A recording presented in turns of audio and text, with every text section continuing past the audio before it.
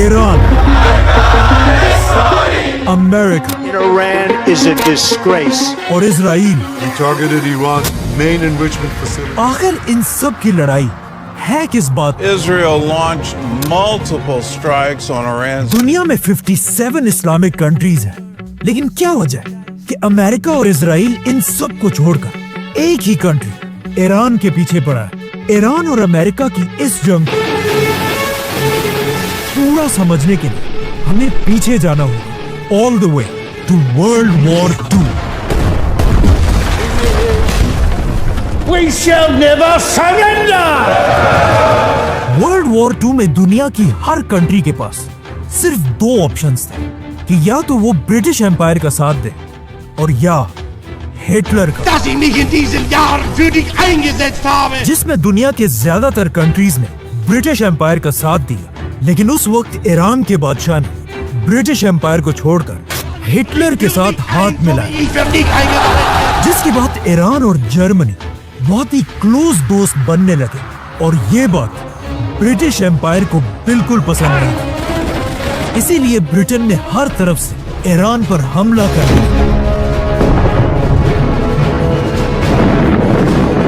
और बहुत तेजी से पूरा ईरान फतह करने लगे।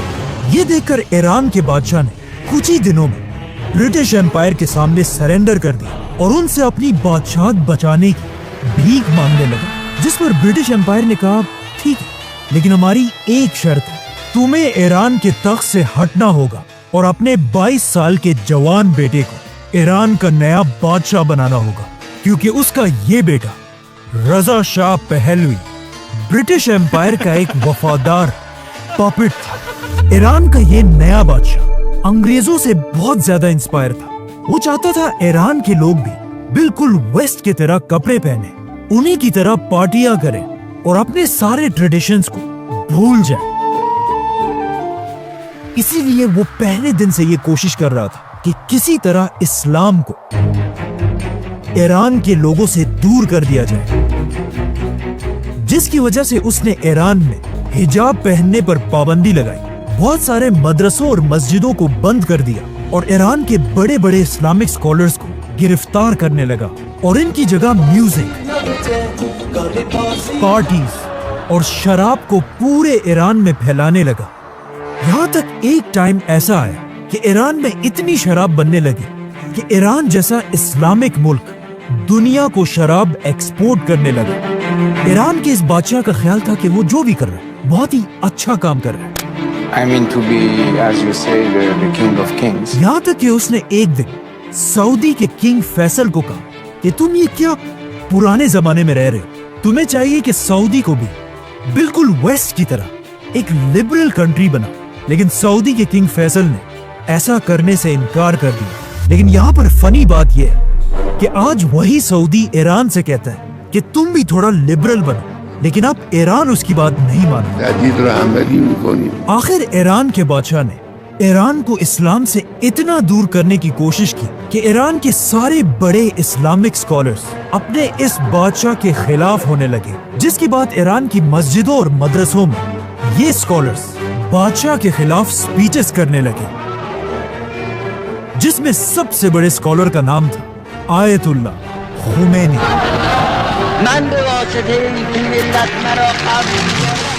खुमैनी और उसके फॉलोअर्स ईरान की आवाम को बादशाह के खिलाफ बगावत के लिए भड़काने लगे। आखिर खुमैनी की ताकत ईरान में इतनी बढ़ गई कि ईरान के बादशाह ने उसे गिरफ्तार करके ईरान से हमेशा के लिए बाहर निकाल दिया, जिसके बाद इमाम खुमैनी ईरान को छोड़कर इराक में रहने लगे, जहां एक यंग लीडर उसकी हर हरकत को बहुत गौर से नोट कर रहा था, सद्दाम हुसैन।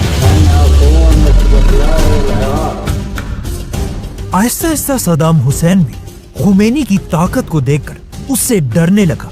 यहाँ तक कि एक दिन उसने ईरान के बादशाह से कहा कि अगर आप चाहते हैं तो मैं खुमैनी को साइड पे करके उसे गोली मार देता हूँ, जो सद्दाम के लिए एक बहुत ही आम बात थी और इसे हम पूरा एक्सप्लेन कर चुके हैं। लेकिन ईरान के बादशाह ने कहा कि नहीं, इसे मारने की कोई जरूरत नहीं, ये बुड्ढा खुमैनी मेरा कुछ भी नहीं बिगाड़ सकता। इमाम खुमैनी इराक में बैठकर अपनी स्पीचेस को कैसेट्स में रिकॉर्ड करने लगे, जिन्हें फिर बहुत सीक्रेटली स्मगल करके पूरे ईरान में फैला दिया जाता था। और खुमैनी की बातें सुनकर लोग इतना इंस्पायर होते थे कि वो आहिस्ता आहिस्ता ईरान के बादशाह से ज्यादा इमाम खुमैनी को अपना लीडर मानने लगे। लेकिन फिर भी ईरान के बादशाह को हटाना कोई आसान काम नहीं था, क्योंकि उसके पास एक बहुत ही खतरनाक फौज और सुपर पावर अमेरिका का फुल सपोर्ट हासिल था। America gave us generous and valuable financial and military assistance. और वो मुसलमान दुनिया में अमेरिका का फेवरेट पपेट था। लेकिन यहाँ पर जब ईरान का बादशाह अपनी ताकत की पीक पर था, उसने अपनी जिंदगी की सबसे बड़ी गलती की, द फ्लेम्स ऑफ पर्शिया।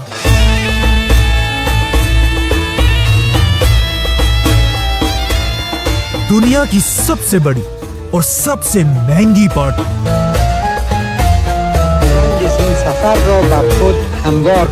अचानक एक दिन ईरान के बादशाह ने ऐलान किया, द ग्रेट पर्शियन एम्पायर को दोबारा जिंदा करने के लिए ईरान में दुनिया की सबसे बड़ी पार्टी होगी। ये एक ऐसी पार्टी थी जिसमें दुनिया के सारे लीडर्स और बड़े बड़े सेलिब्रिटीज इनवाइट किए जाएंगे। ईरान का बादशाह उसी पर्शियन एम्पायर को दोबारा जिंदा करना चाहता था, در این روز بزرگ تاریخ ایران जिसे आज से बहुत साल पहले हजरत उमर बिन खत्ताब की खिलाफत में मुसलमानों ने तबाह कर दी। इस पार्टी के लिए ईरान के डेजर्ट के बीच में एक नई सिटी बनाई गई और अपने वीआईपी मेहमानों के लिए ईरान के बादशाह ने 600 लेमोजीन्स मंगवाई, सोने की प्लेट्स में खाना खिलाया, जिसके बाद ईरान के बादशाह ने सबको अपने सामने खड़ा किया और अपने सोने के तख्त पर ऐसे बैठा कि अब वही पर्शियन एम्पायर का नया शहंशाह है। लेकिन अब जब ईरान का बादशाह अपनी अयाशी की जिंदगी गुजार रहा था, वहाँ ईरान के गरीब लोग सोचने लगे कि हम यहाँ खाने पीने की चीजों को तरस रहे हैं और हमारा बादशाह सोने की प्लेट में खाना खाता है। इसीलिए इस पार्टी के बाद ईरान के लोग बहुत तेजी से इमाम खुमैनी की सोच की तरफ बढ़ने लगे और खुमैनी ने भी अपनी कैसेट्स में ऐलान किया شنیدن مطالب حق कि ईरान का बादशाह आज के दौर का यजीद है। आहिस्ता आहिस्ता खुमैनी ईरान में इतना ताकतवर हुआ कि ईरान के बादशाह को समझ आ गई कि अब उसे सिर्फ एक ही ताकत खुमैनी से बचा सकती है, सुपर पावर अमेरिका।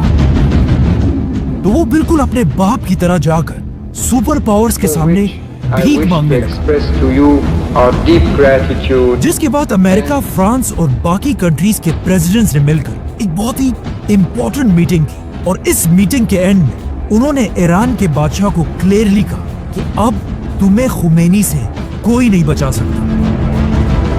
और ये सुनते ही ईरान का बादशाह अपने मुल्क को छोड़कर हमेशा के लिए भाग गया। जैसे ही खुमैनी को पता चला कि ईरान का बादशाह उसके खौफ की वजह से ईरान को छोड़कर भाग चुका है, तो इमाम खुमैनी 14 साल एग्जाइल में रहने के बाद फाइनली ईरान की तरफ रवाना हुआ। दुनिया की तारीख में अब तक किसी भी लीडर के इतने लोग जमा नहीं हुए थे जितना इमाम खुमैनी को वेलकम करने के लिए जमा हुआ।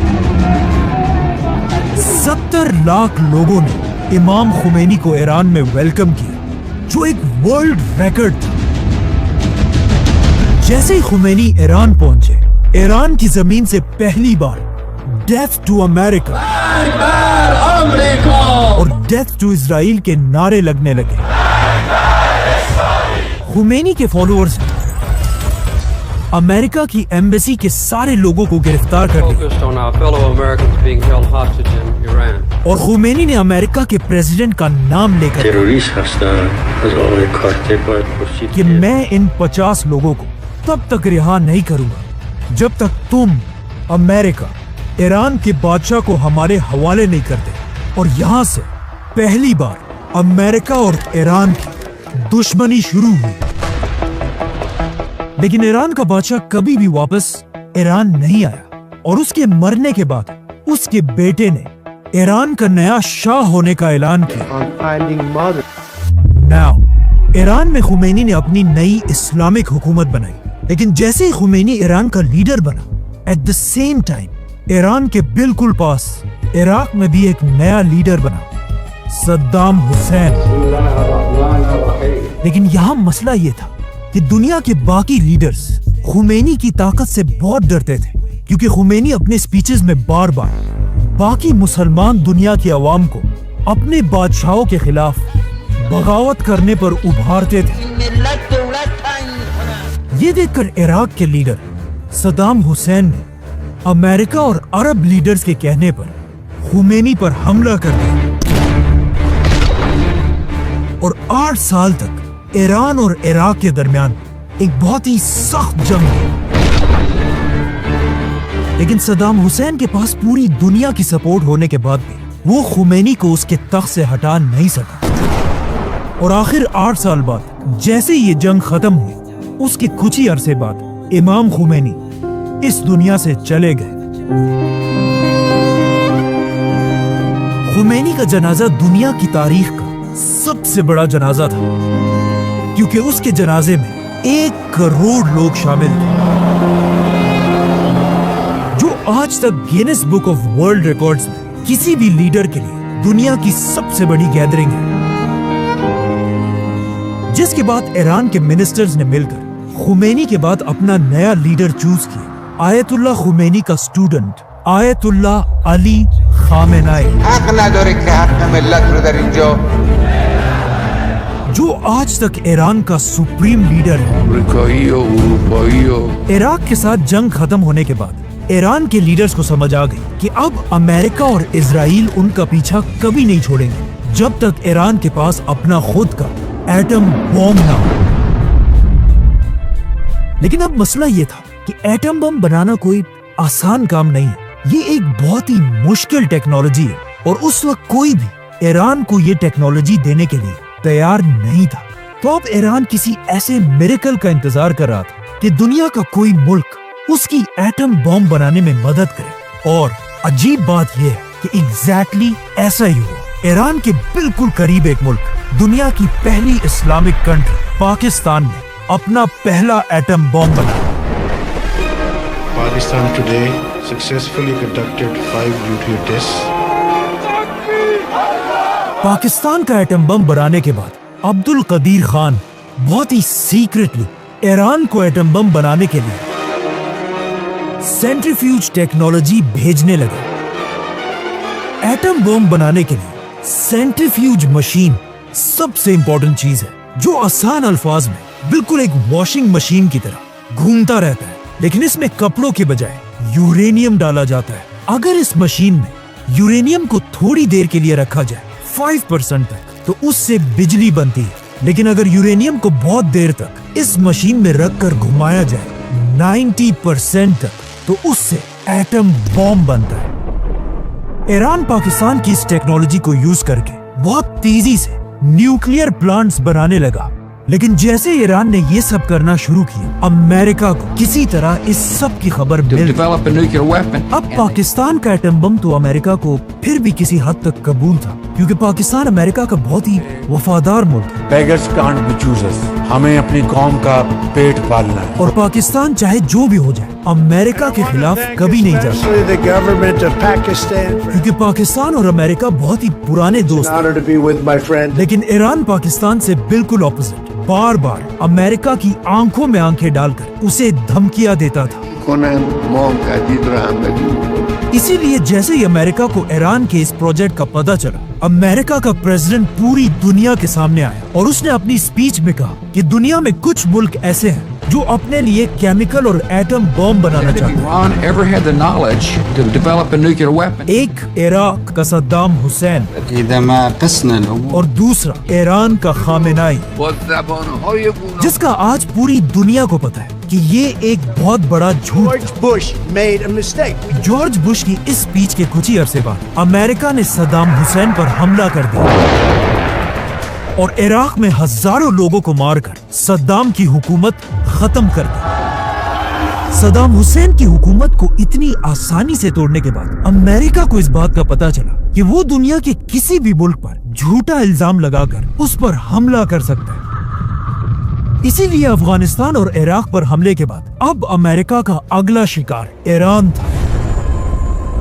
اور امریکہ بار بار دوبارہ یہ جھوٹ بولنے لگا کہ ایران کے پاس ایٹم بامز ہیں، جس کے بعد اب پوری دنیا کی نظریں ایران کے لیڈر آیت اللہ خامنائی پر تھی، اور یہ ایران پر حملہ کرنے کا بیسٹ ٹائم تھا، کیونکہ ایران کے ایک طرف افغانستان میں امریکہ کی بہت بڑی فوج تھی اور ایران کی دوسری طرف عراق بھی امریکہ کی فوج سے بھرا ہوا تھا، مطلب امریکہ نے ایران کو ہر طرف سے گھیر لیا تھا۔ تو اب پوری دنیا کی نظریں ایران کے لیڈر آیت اللہ خامنائی پر تھی کہ وہ کس طرح اپنے ملک ایران کو سپر پاور امریکہ سے بچائے گا، اور یہاں پر خامنائی نے ایک ایسی بات کی جس سے امریکہ کے پاس ایران پر حملہ کرنے کے سارے بہانے ٹوٹ گئے۔ خامنائی جو اسلامک دنیا کا ایک بہت بڑا اسکالر ہے، انہوں نے ایک فتویٰ دیا کہ اسلام میں مسلمانوں کے لیے ایٹم بم بنانا حرام ہے، کیونکہ اسلام تو ہمیں یہ سکھاتا ہے کہ جنگ کے میدان میں بھی کسی بھی بچے، بوڑھے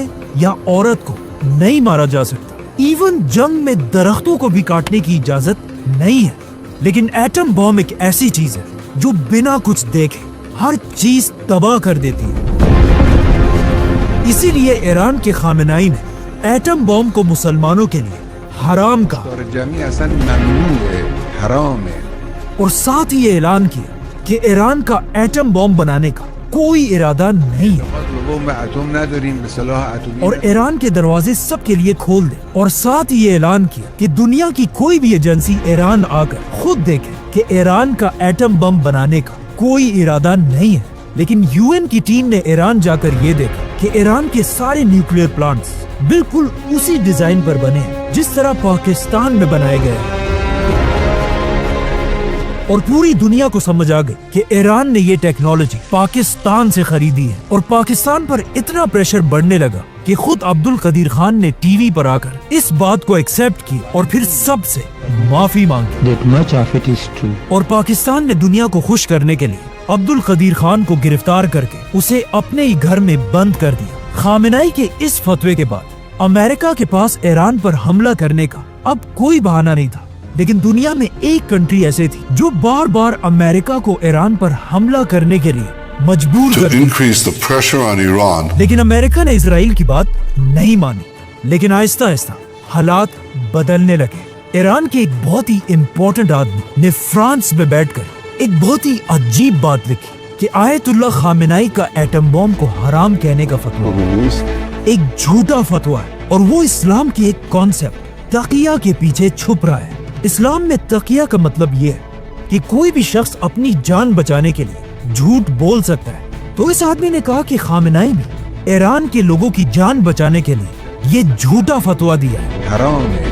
اور یہ شخص محمود مراد خانی کوئی عام آدمی نہیں، خامنائی کی بہن کا بیٹا ہے، مطلب اس کا اپنا بھتیجا تھا۔ خامنائی کی بہن اور اس کا یہ بیٹا ایران میں اس کے سب سے بڑے دشمنوں میں سے ہے۔ انہی دنوں امریکہ کا بھی ایران پر شک بڑھنے لگا، جس کے بعد آخر 2009 میں امریکہ نے ایران پر بہت ہی سخت سینکشنز لگائے۔ اس گراف کو دیکھیں، امریکہ کے سینکشن سے پہلے ایران کی اکانومی بہت تیزی سے اوپر جا رہی تھی، لیکن جیسے ہی امریکہ نے سینکشنز لگائے ایران کی پوری اکانومی بالکل بیٹھ گئی۔ امریکہ کے ان سینکشنز کے بعد ایران جیسی آئل اور گیس سے مالا مال کنٹری بالکل بینکرپٹ ہونے لگی۔ امریکہ کی مرضی کے بغیر ایران اپنا گیس پوری دنیا میں کسی کو نہیں بیچ سکتا، ایون اپنے قریبی ملک پاکستان سے ڈیل کے بعد بھی پاکستان ایران سے گیس نہیں خریدتا، اور ایران کی سستی گیس چھوڑ کر دور قطر سے LNG منگواتا ہے۔ یہ ایسا ہی ہے کہ کوئی کسی بڑے چودھری کے ڈر سے اپنے گھر کے پاس والی دکان کی چیزوں کو چھوڑ کر روز دور جا کر مہنگی چیزیں خریدتا ہو۔ صرف 3 بڑی کنٹریز دنیا میں ایسی ہیں جو ایران کے ساتھ آج بھی بزنس کرتی ہیں، چائنا، رشیا اور انڈیا۔ آخر امریکہ کے ان سینکشنز کی وجہ سے ایران کے حالات اتنے خراب ہوئے کہ ایران کی گورنمنٹ امریکہ سے ڈیل کرنے کے لیے تیار ہو گئی، اور آخر امریکہ کے پریزیڈنٹ براک اوباما کے ساتھ ایران نے نیوکلیئر ڈیل کہ ایران ایٹم بم نہیں بنائے گا، جس کے بدلے میں امریکہ ایران سے سارے سینکشنز ہٹا دے گا اور ایران کی اکانومی دوبارہ سٹرونگ ہو جائے گی، جو دونوں ملکوں کے لیے ایک بہت بڑی کامیابی تھی۔ لیکن پہلے دن سے امریکہ میں ایک شخص ایسا تھا जो इस डील के सख्त खिलाफ था, Donald Trump. I have really nothing better to do. और डोनाल्ड ट्रंप इस डील के इसलिए खिलाफ था क्योंकि अमेरिका में यहूदियों का एक बहुत बड़ा नेटवर्क है जिनके सपोर्ट के बगैर अमेरिका में कोई कुछ भी नहीं कर सकता। इसीलिए अपने पहले इलेक्शंस जीतने के कुछ ही अरसे बाद Constitution of the United States. Donald Trump ने ईरान से की हुई डील खत्म कर United States will withdraw from the Iran nuclear deal. और एक बार फिर ईरान की इकोनॉमी कमजोर करने के लिए ईरान पर सख्त सैंक्शंस लगाए, These are the highest sanctions ever imposed on a country. जिससे ईरान की इकोनॉमी एक बार फिर तेजी से गिरने लगी। लेकिन ऑफ कोर्स ईरान भी ईरान है, वो बाकी मुस्लिम दुनिया की तरह डर कर खामोश रहने वाला नहीं था। जैसे ही ट्रंप ने ईरान पर पाबंदियां लगा, ईरान ने अपना न्यूक्लियर प्रोग्राम दोबारा शुरू किया। लेकिन दूसरी तरफ डोनाल्ड ट्रंप को भी सब जानते कि वो दुनिया में अपने अलावा किसी की भी बदमाशी बर्दाश्त नहीं करता। Bloody rampage is now. जब ईरान ने अमेरिका की आंखों में आंखें डाली, डोनाल्ड ट्रंप ने उन्हें सबक सिखाने के लिए अचानक एक दिन एक मिसाइल हमले से ईरान के आर्मी चीफ कासिम सुलेमानी को उड़ा दिया। Qasem Soleimani has been killed. ये ईरान और उसके अवाम के लिए बहुत ही बेइज्जती की बात है कि कोई इतनी आसानी से पूरी दुनिया के सामने उनके आर्मी चीफ को मार दे, जिससे आहिस्ता आहिस्ता ईरान में अमेरिका के खिलाफ गुस्सा बढ़ने लगा। और जैसे ही सुलेमानी की मौत के बाद ईरान में नए इलेक्शंस हुए, ईरान के अगले इलेक्शंस में एक नया प्रेसिडेंट आया, इब्राहिम रईसी, जो ईरान का बहुत ही सख्त प्रेसिडेंट था और किसी हाल में भी अमेरिका और इजराइल के सामने झुकने के लिए तैयार नहीं था। इब्राहिम रईसी के प्रेसिडेंट बनते ही ईरान का न्यूक्लियर प्रोग्राम दोबारा बढ़ने लगा और इसके साथ ही सदर बनते ही सबको ये बात क्लियरली समझा दी कि ईरान अब अमेरिका से कोई डील नहीं करेगा। और इसके साथ ही उन्होंने इजराइल के खिलाफ लड़ने वाले सारे ग्रुप्स को फंडिंग और वेपन्स भेजना शुरू किए और उन्हीं के दौर में इजराइल और गजा की वॉर शुरू हुई।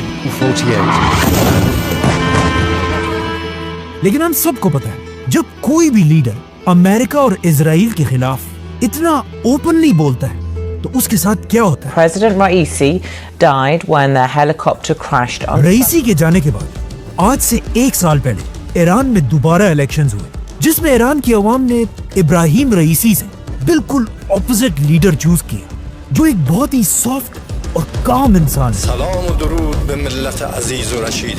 जिसने प्रेसिडेंट बनते ही सबसे पहले ऐलान किया कि हम आज भी आयतुल्लाह खामेनाई के उसी फतवे के साथ मजबूती से खड़े हैं